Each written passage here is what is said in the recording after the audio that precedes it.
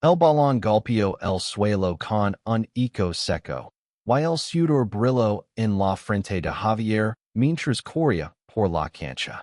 Sevilla ardía bajo el sol de septiembre, pero en el gimnasio de la universidad, el calor era otro, el de los gritos, las zapatillas chirriando y el latido frenético de su corazón.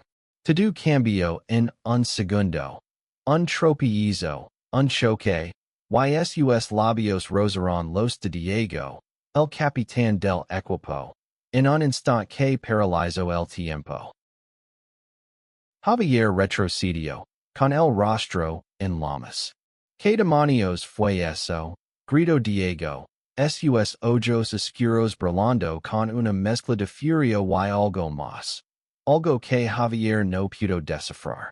Los demás jugadores se rieron, pensando que era un accidente gracioso, pero Javier sintió el peso de esa mirada como esa et lo hubiera quedado el cielo encima. Javier, de 19 años, no era nadie especial en la Universidad de Sevilla. Estudiaba historia del arte, pasaba desapercibido y prefería los libros a las multitudes. Era delgado, con rizos rebeldes y una timidez que lo hacía invisible para los chicos populares como Diego. Diego, en cambio, era el sol del campus. 20 años, alto, con músculos esculpidos por años de baloncesto y una sonrisa que derricha a cualquiera. Capitán del equipo, confiado, siempre rodeado de amigos y admiradores. Pero esa tarde, algo en su arrogancia se tambaleó. Hoy, torpe, mira por donde vas, dijo Diego, limpiándose los labios con el dorso de la mano, como si quisiera borrar lo ocurrido. Javier balbuceó una disculpa y salió corriendo del gimnasio, con el corazón despejado. No era solo la vergüenza. Era la chispa que había sentido, breve pero eléctrica, al rozar los labios de Diego. Nunca había sentido algo así, y eso lo aterrorizaba. En los días siguientes, Javier evitó el gimnasio como si fuera una zona de guerra. Pero Sevilla no era tan grande, y Diego parecía estar en todas partes. En la cafetería, en la plaza frente a la facultad, en los pasillos. Cada vez que sus miradas se cruzaban, Javier sentía que el aire se volvía más denso. Diego no decía nada, pero sus ojos los seguían, inquisitivos, como si estuviera resolviendo un acertijo. Una noche, mientras Javier estudiaba en la biblioteca, Diego apareció de repente, sentándose frente a él sin invitación. Tenemos que hablar. Rizos, dijo, su voz baja pero firme. Javier tragó saliva, sintiendo que el mundo se inclinaba. ¿Por qué me evitas? ¿Crees que no noto como me miras? Las palabras de Diego eran un desafío, pero había algo más en su tono. Curiosidad, tal vez incluso miedo. Javier no sabía cómo responder. No entendía lo que sentía, mucho menos lo que Diego quería de él. No te estoy evitando, mintió, cerrando su libro con torpeza. Diego se inclinó hacia adelante, su rostro a centímetros del suyo. Mientes fatal, susurró, y por un segundo, Javier pensó que volvería a besarlo. Pero Diego solo se levantó y se fue, dejando a Javier con el corazón en la garganta. Esa noche, Javier no pudo dormir. Las imágenes del beso accidental se repetían en su mente, junto con la voz de Diego, su mirada, su presencia abrumadora. ¿Por qué no podía sacarlo de su cabeza?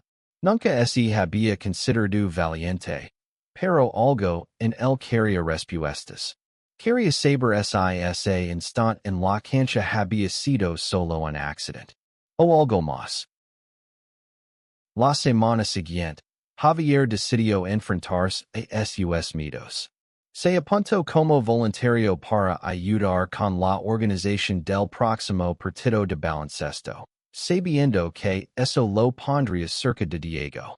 No estaba seguro de que buscaba una disculpa, una explicación, o algo que ni siquiera se atrevía a nombrar. El día del partido, la cancha estaba llena de energía. Los aficionados gritaban, las luces brillaban, y Diego llegaba como si el mundo dependiera de cada canasta. Javier, desde las gradas, no podía apartar los ojos de él. Había algo hipnótico en su forma de moverse, en la confianza que desprendía. Pero cuando el partido terminó con una victoria aplastante, Diego no celebró con sus compañeros. En cambio, buscó a Javier entre la multitud y lo hizo un gesto para que se acercara. ¿Qué haces aquí, Rizos? Preguntó Diego, todavía jadeando por el esfuerzo. Su camiseta estaba empapada, y su sonrisa era más suave de lo habitual. Javier se encogió de hombres, nervioso. Solo. Ayudando. Diego lo miró fijamente, como si quisiera leer sus pensamientos. No te pega esto. ¿Por qué viniste verdad? Javier sintió que el suelo se movía bajo sus pies. No podía decir la verdad. No cuando ni él mismo la entendía.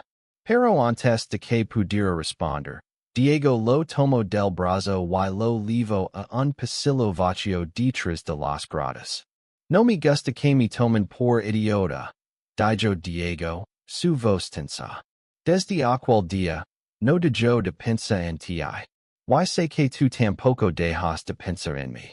Las palabras golpearon a Javier como un trueno. Quería negarlo, pero su silencio lo traicionó. Diego dio un paso más cerca, y el espacio entre ellos se volvió casi inexistente. Dime que estoy equivocado, susurró Diego, su aliento cálido contra la piel de Javier. Pero Javier no dijo nada. En cambio, levantó la mirada y, por un instante, sus ojos se encontraron en una danza de emociones. Miedo, deseo, incertidumbre. Entonces, Diego lo besó. No fue un accidente esta vez.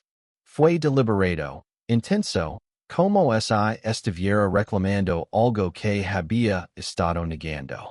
Javier se quedó helado al principio, pero luego respondió. Sus manos temblando mientras se aferraban a la camiseta de Diego.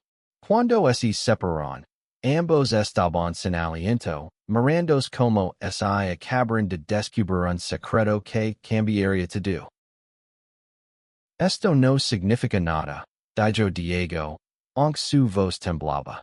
Solo necesitaba saber. Pero Javier sabía que mentia. Lo veía en sus ojos, en la forma en que su mano seguía rozando la suya. Algo había comenzado, algo que ninguno de los dos podía detener. Los días siguientes fueron un torbellino. Javier y Diego comenzaron a encontrarse en secreto, en cafés escondidos, en parques al anochecer, en callejones donde nadie los reconociera. Cada encuentro era una mezcla de adrenalina y ternura, de besos robados y conversaciones que se volvían más profundas con cada noche. Diego confesó que nunca había sentido algo así por un chico, que siempre había creído que su vida estaba escrita. Ser el capitán perfecto, el hijo perfecto, el hombre que todos esperaban. Mi padre me materia si supiera esto, dijo Diego una noche, mientras caminaban por el río Guadalquivir. Su voz estaba cargada de dolor, y Javier sintió un nudo en el estómago. Él también tenía miedo. Había crecido en una familia tradicional, donde las palabras amor y hombre nunca se unían en la misma frase. Pero con Diego, todo era diferente. Con Diego, sencha que podía ser el mismo, aunque no sabía quién era. Sin embargo, los secretos no duran en Sevilla. Los rumores comenzaron a circular. Miradas sospechosas en el campus, susurros entre los compañeros de equipo de Diego. Una tarde, mientras Javier esperaba a Diego en un bar, uno de los amigos de Diego, Carlos, se acercó con una sonrisa burlona. ¿Qué tienes con el capitán, eh? No te pega andar con los populars. Javier se quedó mudo, pero el miedo lo atravesó como un cuchillo. Y esa noche, cuando le contó a Diego, él se puso pálido. No podemos dejar que se sepa. Dijo, su voz dura. No estoy listo. Mi familia, el equipo. No lo entenderían. Javier asintió, aunque cada palabra era un golpe. Quería gritar que no le importaba el mundo, que solo quería estar con él. Pero en cambio, guardó silencio, temiendo que cualquier paso en falso lo alejara de Diego. La tensión creció como una tormenta. Diego empezó a actuar distante, cancelando planes, respondiendo con mensajes cortos. Javier sentía que se estaba desmoronando. ¿Había sido todo un error? ¿Era el solo un experimento para Diego? Las dudas lo consumían, pero no podía dejar de buscarlo, de esperar un mensaje, una mirada, algo que le dijera que no estaba solo en esto. Una noche, Javier no pudo más. Fue al piso de Diego, en el corazón de Triana, y llamó a su puerta con el corazón en la mano. Cuando Diego abrió, sus ojos estaban rojos, como si hubiera estado llorando. No puedes estar aquí, dijo, pero no cerró la puerta. Javier entró, ignorando la advertencia, y lo enfrentó. ¿Qué somos, Diego? ¿Qué soy para ti? Diego se pasó las manos por el cabello, frustrado. No lo sé, Vale. No sé qué siento. No sé cómo manejar esto. Todo el mundo espera que si alguien que no soy. Su voz se quebró, y Javier sintió el impulso de abrazarlo, pero se contuvo. En cambio, dijo lo que había estado guardando durante semanas. Te quiero. Y no me importa lo que piensa el mundo. Por un momento, Diego lo miró como si viera un milagro. Luego, lo atrajo hacia sí y lo besó con una intensidad que hablaba de todo lo que no podía decir con palabras. Pero la felicidad duró poco. Al día siguiente, una foto de ellos juntos, tomada a escondidas en el parque, circuló por el campus. Alguien los había visto. Alguien los había traicionado. La foto desató el caos. Los compañeros de equipo de Diego lo confrontaron, algunos con burlas, otros con desprecio. Su padre, un hombre estricto que veía el baloncesto como el único camino válido, lo llamó para exigir explicaciones. No me hagas pasar vergüenza. Le dijo, su voz fría como el acero. Diego se encerró en sí mismo, dejando de responder los mensajes de Javier. Javier, por su parte, enfrentó su propio infierno. Sus padres lo interrogaron, su madre llorando, su padre en silencio. Esto no es lo que queremos para ti, le dijeron. Pero Javier, por primera vez, no se caló. Es lo que quiero yo, respondió, con una valencia que no sabía que tenía. Sin embargo, cada palabra era un peso más en su corazón. Perder a Diego sería como perder una parte de sí mismo. Una noche, desesperado, Javier fue al gimnasio donde sabía que Diego entrenaba solo. Lo encontró lanzando tiros libres, cada movimiento lleno de rabia. No puedes seguir ignorando. Le dijo Javier, su voz temblando. Diego de Jo Care el Balón y Volvio Hacia No lo en teens, Javier. Si sigo contigo, lo pierdo to do. Mi familia, mi equipo, mi futuro. Why yo? No valgo nada. Las lágrimas ardían en los ojos de Javier, pero no las de Jo Care. Diego lo miró, dividido entre el miedo y el amor. Tu lo iris to do. Admitio finalmente. Su voz apenas un susurro. Pero no ese acerco. No lo toco. Y Javier sintió que el mundo se rompía. Los días siguientes fueron un limbo. Javier y Diego apenas se hablaron. Pero las miradas que intercambiaban dicen más que cualquier palabra. Javier sabía que Diego estaba luchando contra sí mismo, contra el peso de las expectativas, contra el miedo a perder todo lo que había construido.